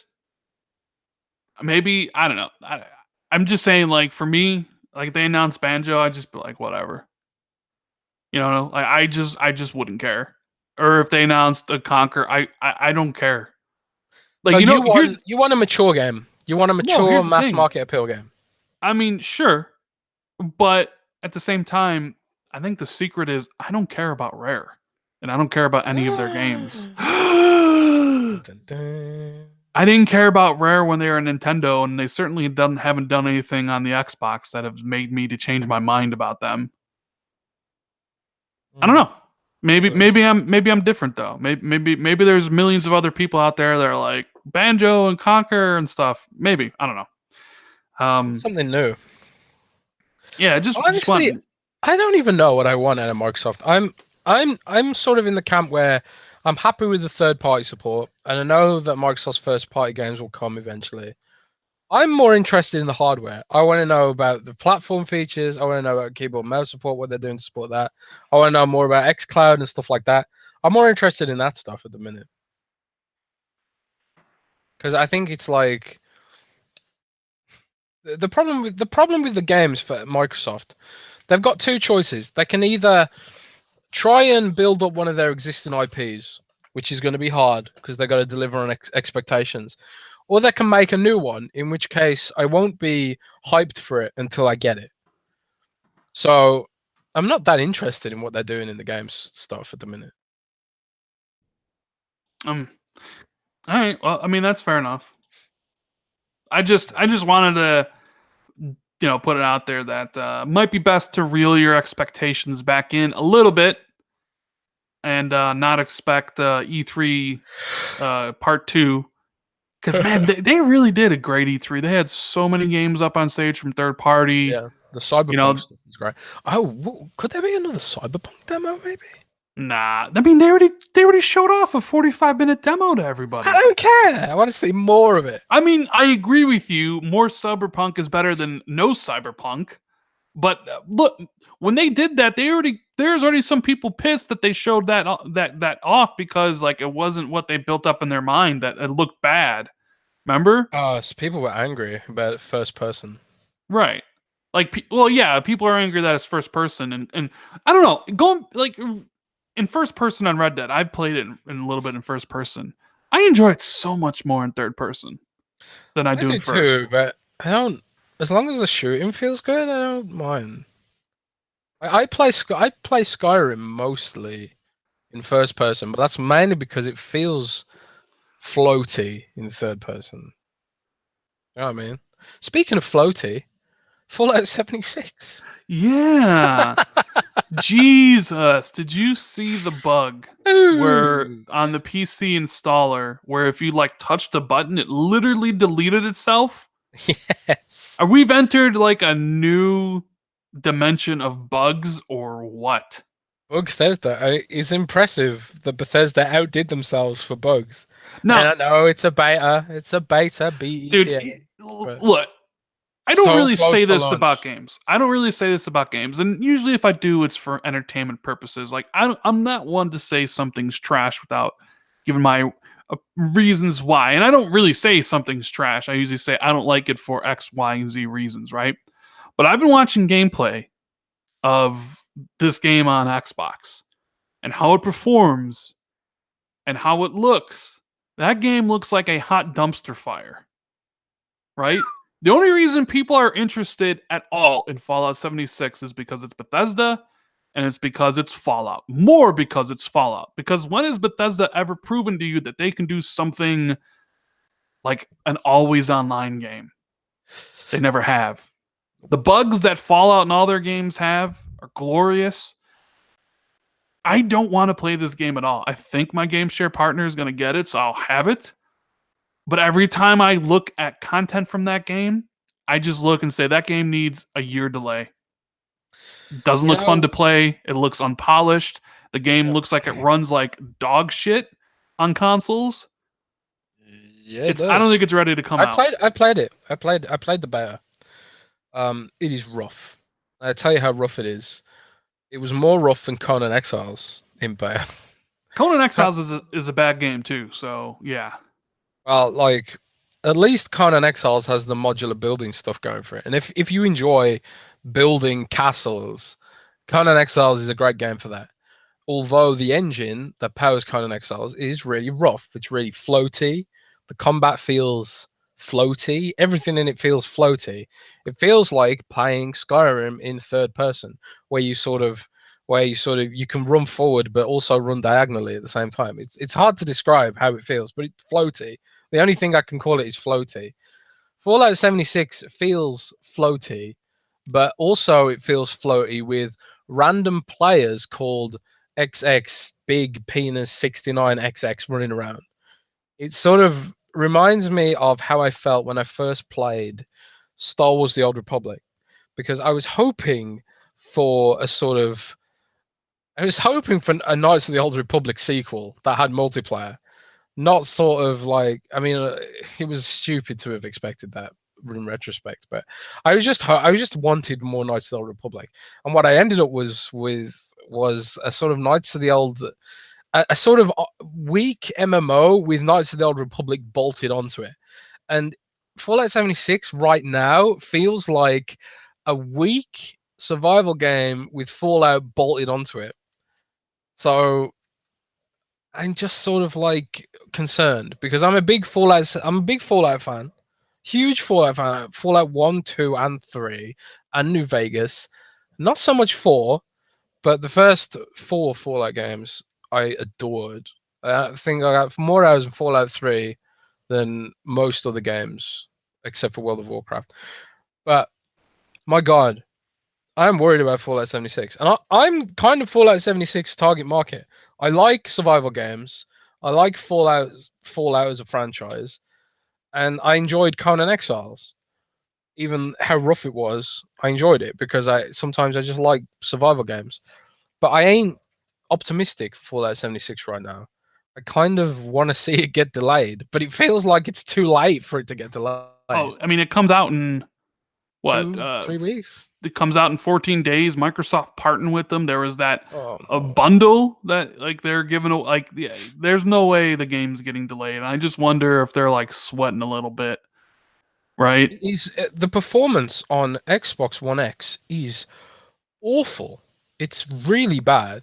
And like I don't know if like they've fixed it with any of the updates they dropped, but when I last played it, the frame rate was going down to 20 sometimes. It was just really bad, man. And Going down to 20. Ugh. yeah, below 30, well below 30. It bugged me, man. I mean, I don't know. Like I'm not that big of a fan of Fallout. So like I always kind of like that game always looked like, oh, really an always online Fallout game? And like but then I saw like how it looked and how it performed and I'm like, dude, I don't know about this. Like it it's going to sell based because solely on the fact that it's Fallout. But I don't know, man. I think I'm with you, Jez. I think that game needs to be delayed 6 months. Get it running a little bit better, or maybe they can't make it run that good. I don't know. Maybe this is a game they should have thought about. Maybe this is a game that they should have thought about launching next gen consoles that can do a little bit more, so it's a little bit more stable. It's not that the Xbox. It's not that they're trying to do something that the consoles can't handle. It's that they're trying to turn an engine designed for single player into an engine designed for multiplayer. There's going to be loads of issues because they're retrofitting the creation engine for multiplayer, which it wasn't designed for, you know? So, like, it's not like a regular Fallout game where you can go around interacting with all these objects. A lot of the objects have been removed out of the game because having all that positional data on a server is going to be too much, you know? So, in that sense, it already feels like a sort of weaker online game. That's why, like, Elder Scrolls Online doesn't feel like a good Elder Scrolls game because for me, the Bethesda RPGs are about, you know, this sort of living, breathing world that's full of interactivity and stuff like that. And when you strip that out of a game because the servers can't handle it, it just feels like a cheap spin-off, man. It feels like, you know, those Disney sequels that went straight to VHS. Yes, I like do. that. It feels Ugh. like that. Well, that's not good. And Lion King 2 wasn't a bad movie, but it wasn't anywhere near as good as Lion King. And I kind of feel like Fallout 76 will be a fun game if you enjoy those kind of games, but it ain't going to be a game that earns the respect and admiration of Fallout fans, you know? I mean, they're already pissed about the lore changing and stuff, you know? Yeah, you know, it feels strangely rushed. And it's a weird thing to call a Bethesda game rushed because they are notorious for their bugs. But a lot of those bugs come from the whole interactivity of the creation engine and all that sort of stuff.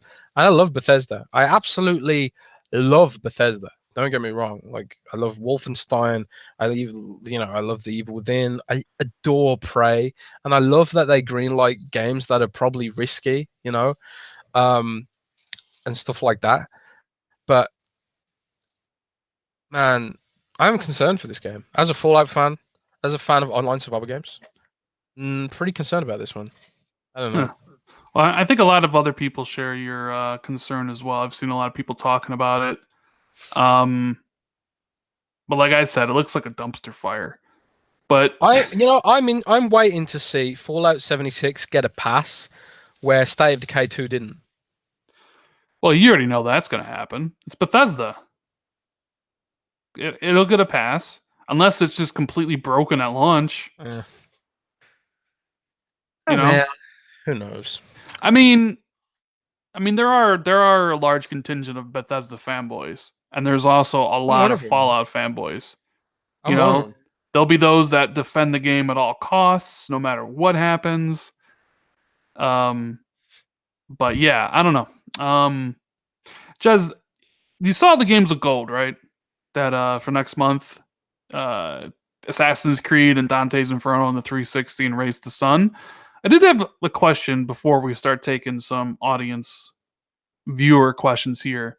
Why is EA giving Battlefield 1 out for free the same month they're also trying to sell Battlefield 5 to people? So weird. Right? So weird. I thought about that too. I'm like, wait a minute. Was this like, could this have been like a deal they made months ago? That okay, in November we'll give people Battlefield 1 and our game's gonna be out in October. They gave the season pass away too for free. Yeah, they did. It's like, don't you want people to play your new game?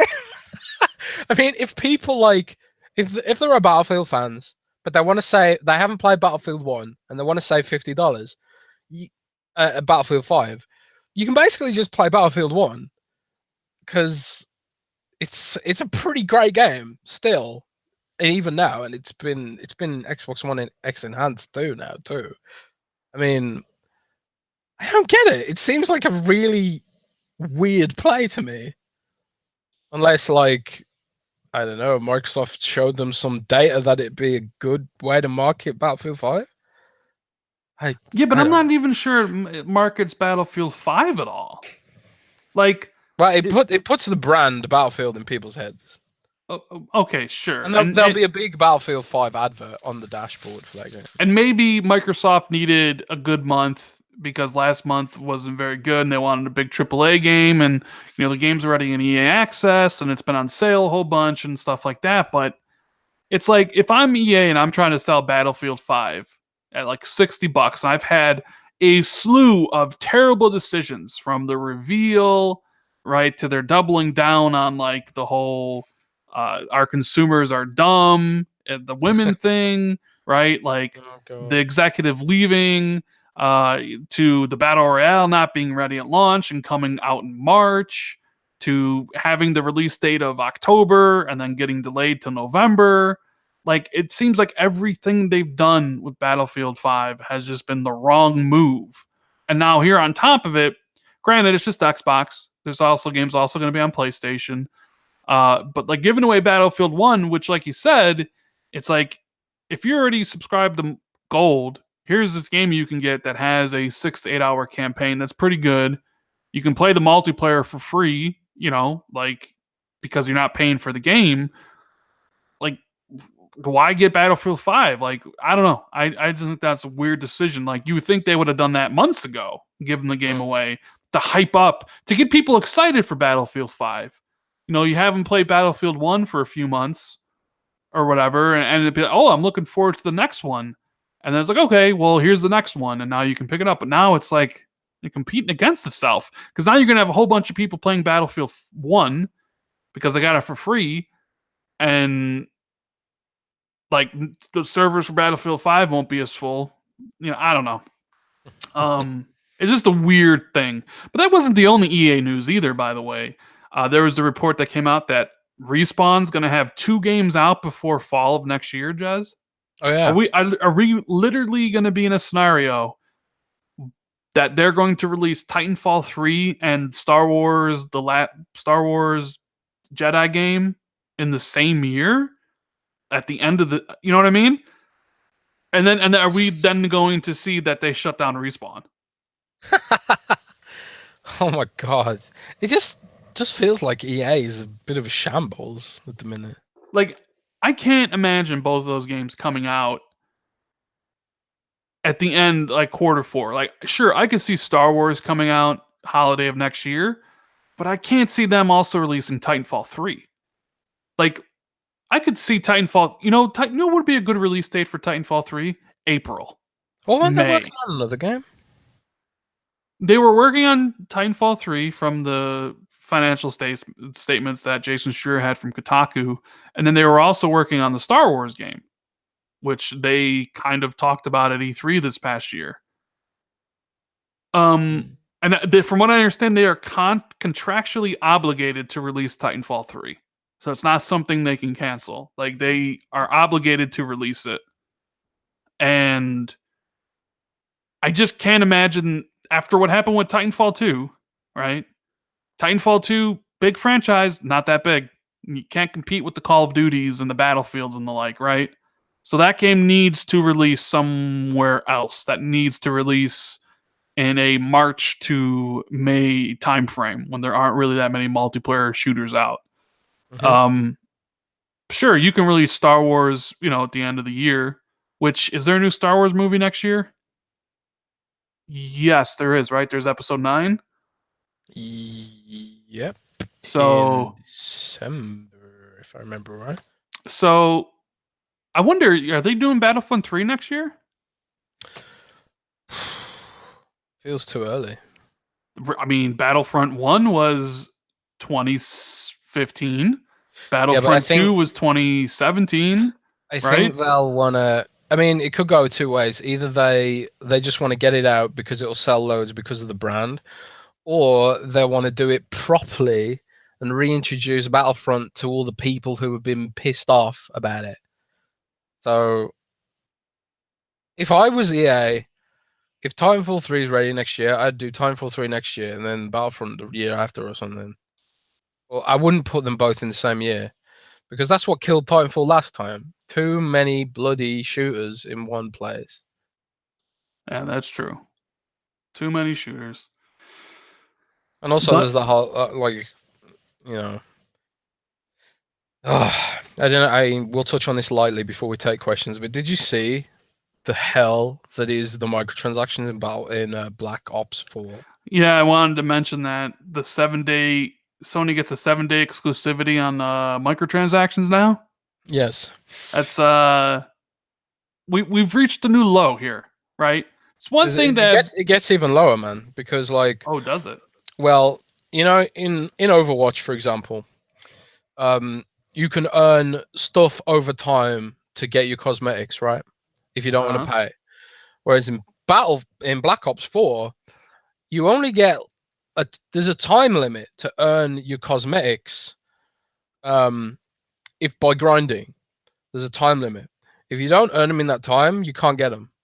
And also, you have to get the whole set to get all the stuff. So you only get like one piece at a time, but you can't use any of it until you get the whole set, if I'm understanding it right.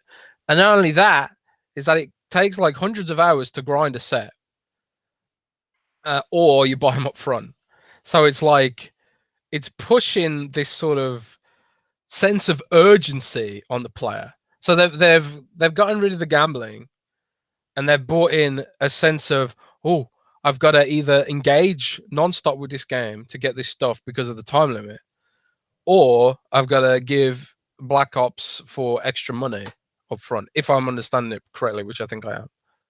So it's pretty scummy, even by Activision standards. And it's also doubly scummy. They waited until after all the reviews were out to implement this stuff. Yeah, well, it's pretty smart though. It's smart. It's smart. It's really smart. But it's also, it's. I could go back and change our review score and knock a point off it for this predatory practice, but it wouldn't matter now. Yeah, because they've sold all their copies. The reviews have all been out. But like, the other thing is like, look where we're at now. The fight of exclusivity. Before it used to be 30 days. 30 days to get the map packs, which is a long time. A month, which is why a lot of the pros and the people that really love Call of Duty switch platforms. But then all new content was 7 days, which people were like, oh, cool, it's only a week.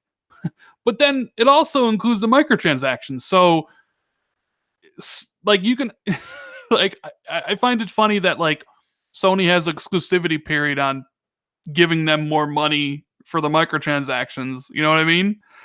Yeah. It's just kind of a funny thing to think about, that this is where we are with exclusivity deals, that microtransactions are exclusive to a console for a week. Like, wouldn't you want everybody to be able to give you money at the same time? Like, I get content, but like microtransactions, come on now. Well, but some money's exchanged on somewhere, Well, of course. It's so seedy. Like, every time I think, like, I hate Activision, or rather hate EA, it's more like Activision just, at least EA pretends to care. Activision just straight up admits they don't care. Yeah. It's weird, man. All right, so that's the show, guys. Hit us up with some questions. We will answer before we get out of here. I just want to thank everybody for hanging in there in the chat, having a good time listening to me and Jez just ramble on. Me going on about my hate for Banjo and Conquer and Battletoads. Because I'm sure that's what you guys came here to hear about, right? So thank you guys for rocking out with this live. And if you're listening to this later on Google Plus or Google Plus, which doesn't exist anymore, Google Play, as well as iTunes or SoundCloud or wherever else we're at, thank you guys so much. We appreciate it. And if you enjoyed the show, give it a like, thumb up. If this first time here, make sure you hit the sub button. Follow Jez on Twitter. Link is always in the description to his Twitter. So are my links if you want to follow me on social media as well. So hit us with the questions, and we will get out of here.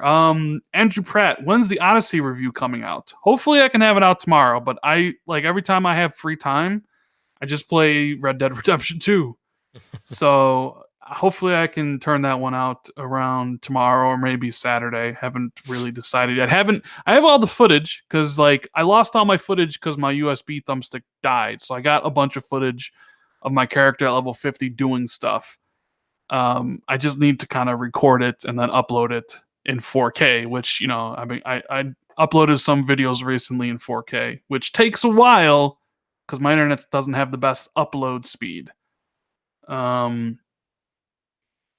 Let's see. Free to play Xbox paywall. Someone keeps on spamming that. Yeah, I did a video about that, and I think me and Jez both agree that I think it should be taken down. What do you think, Jez? Yeah, it should be. I'm hoping that's one of the XO announcements. If it isn't, I'm gonna try and get an answer on it.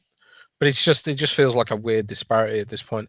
If Sony, if it doesn't exist for Sony, then it shouldn't exist for Xbox. Yeah. They're trying to compete. So JD Gamer wants to know: do you think there will be a wait? There's more moment at X018, and what do you think it will be? No, I don't think there's going to be a wait. There's more. Like Apple style. Like someone, like how Don Matrick used to have it, like Kojima came up on his shoulder and be like, "Oh my god," or "Wait, there's more." I don't think that's going to be a thing. I would like for it to be true. The ending of the E3 conference with Cyberpunk hacking the stage was great. Yeah, that was really cool. But no, I don't think there's going to be something like that. What would I want it to be? I want them to show Fable. Honestly, that's what I would want it to be, but I don't think that's realistic. Darth Paxton, he wants to know, Rand, what would be your dream GTA city? Jez, is yours London?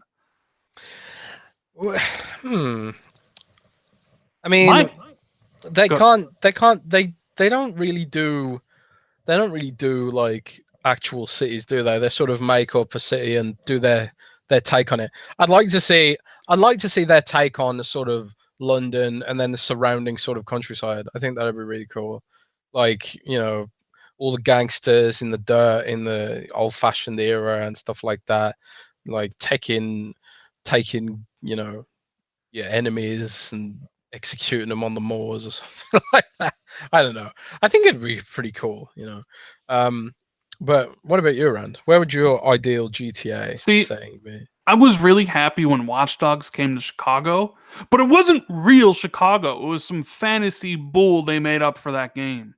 So I want to see Chicago painstakingly recreated in Grand Theft Auto. My city. That's what I want. That's what I need. Because I was so disappointed when Watch Dogs did that, right? I don't know anything about Chicago. I just remember in the first Home Alone movie, she gets a car ride with a bunch of dudes going to Chicago. That's the first time I ever heard the word Chicago. Yeah, that's true. That's true. Suro Satch says, do you think in X018 Rocksteady will show their new game or even new Bioshock? No, I don't think so. I think Bioshock Infinite's really overrated, by the way. You're really overrated. Well, I like the story and the characters are cool, but the setting was just stupid. I'm not sure Floating third in the party. clouds, dumb. I'm not sure third party. I'm not sure there's going to be a third party that reveals the game at the show. I think, and this goes to like JD Gamer's question about playable games. Like, I think Devil May Cry 5 will be there, and like Kingdom Hearts, I think is going to be there. I wonder if they'll show because Square Enix announced that they're going to release Final Fantasy 7, 8, 9. No, not 8, sorry. 7, 9, 10, and 12 on Xbox. I'd like to see 7 running on Xbox. That'd be interesting. Yeah, so I think some of the ones that they might like have deals with will be there. Like I know they said Ashen's going to be playable and stuff like that. Those will be there, but I can't see them announcing a third party announcing a new game. Like Rocksteady's big enough where they can just announce it whenever they want, and it would be big news. So I don't think they need XO. So Face wants to know, after Xbox One X got their win with Red Dead 2, does this give the PS4 a bad perception? And do you still think PS5 will be announced in February 2019, released in November 19? I don't think it gives PS4 a bad perception. I mean, PS4 still has Spider-Man and God of War, which, you know, the Black Friday bundles leaked, and they're going to have a Spider-Man PS4 bundle for $199 at retailers, and that thing's going to sell out based on how, you know, well Spider-Man did. I think Red Dead Redemption 2 performing better on the X is definitely some kind of turning point. I think, sure, I agree with you. I think it just puts X in more of a highlight rather than like negative for Sony. You know what I mean? Yeah. I think it just kind of like, oh, X is that much better, right? I don't think there's any negative stigma now to PlayStation. It's just that people realize that X is actually a better machine, which we've been talking about. As far as the PS5 being announcing in February, releasing in November, I mean, I saw the talk about PlayStation Con or DevCon is next month in London, which, Judge, I don't know if you heard about this. You might want to send out your feelers. And there's rumors that they're going to be revealing the PlayStation 5 to the developer community at this con and ask them for what they want. Does that mean PlayStation for sure is 2019, or are they just taking initial feedback on what developers want? So when they build it for 2020, it'll be what developers, you know, what they want to see with it. I don't really know. Like February 2019, like look what the PlayStation's doing. They just announced 86 million in sales. They just increased their sales forecast from 16 million to 17.5. The PlayStation isn't slowing down. It's like speeding up almost. So PlayStation doesn't need a successor right now. I mean, you could make an argument that the Xbox needs a successor right now. PlayStation still, I don't think PlayStation needs it right now. But I don't know. Like it's still too close to call. Part of me thinks it's 2020 based on the hiring of the campaign manager and what he'd have to build. But then part of me is like, it could still be 2019. You know, maybe they want to get the jump on Microsoft. I don't know. I mean, Jez, if you had the gut feeling on this, I mean, what do you think? Oh man, it's hard to say. I mean, having a year head start would be great in any scenario. But like it's kind of like, do they want to let Microsoft have the power advantage? Because if they release it a year early, they're giving Microsoft the power advantage the next year. And maybe that doesn't matter so much. You know, having the X has helped Xbox keep pace, but it's not like Xbox One as a platform has overtaken Sony or will ever overtake Sony. So I think like I don't think Microsoft can afford really to let Sony have a year head start at this point. I mean, they can afford it, but it's like I don't know. Are they in it to win it? What might be more feasible is if they just do sort of like a double console play again. Maybe like refresh the X and then have a more powerful X. I don't know, an XZ or something. I think like the two console format is going to stay for Microsoft. Even if Sony goes back to a PS5 I think Microsoft is always going to have a cheaper console and a more expensive console that's more powerful. I don't think Microsoft is going to let Sony have the power advantage, even if it means Microsoft releases extra consoles at a premium in order to say, well, if you want those graphics, you can buy our super premium, super powerful console. Because clearly it works, you know. Yeah, clearly. Anyways, I think that's it. We're gonna get out of here. It's late for Jez. Hopefully we'll be back on Wednesday, regular day, regular time. And I don't know. What are we? No, Rand. Oh, There won't be a podcast next week because I'm traveling. so there won't be a podcast next week because Jez is traveling. I might do a solo show or something. So Tim Dog on or something. yeah, maybe I'll have Timmy on, my boy Tim Dog, and someone else, and we'll have a like XO thing with the community about what they're looking forward to the show or something. Might do something like that. Look forward to talking about with Jez after XO18. Give our thoughts about all that stuff. So thank you guys so much for hanging with us. If you enjoyed the show, please do us a favor and hit that like button. Share this link out with everybody. Subscribe to the channel if you're new. Follow Jez on Twitter. Jez, you're leaving to go somewhere. Do you have anything you want to talk about before we end the show? Nah, just, I really like doing this podcast, and I think we've got to, I mean, we have some like trolls every now and then, and we sort of put a focus on the trolls and negativity. But for the most part, the community who listens to this podcast is really awesome, and me and Rand both, we really appreciate it. All the kind comments, the comments on Twitter, the feedback, comments on YouTube too. I always read the comments, even if I don't always reply. You guys are awesome. And gamers are just awesome. Most gamers are awesome. There's always this focus on negativity and there's so many trolls, but it really is a minority, really. Most gamers just want to game, have fun, be positive. Be awesome to each other, guys. Yeah. Be good. And we will be back probably the Wednesday after XO to talk about what went down there. I'll try to get maybe Tim Dog on and a couple other people next week to kind of fill the gap, fill Jez's shoes and do something. So thank you guys for watching. Thanks for listening here or on Google Play and iTunes. We appreciate it. And we'll see you in the future. Later, guys.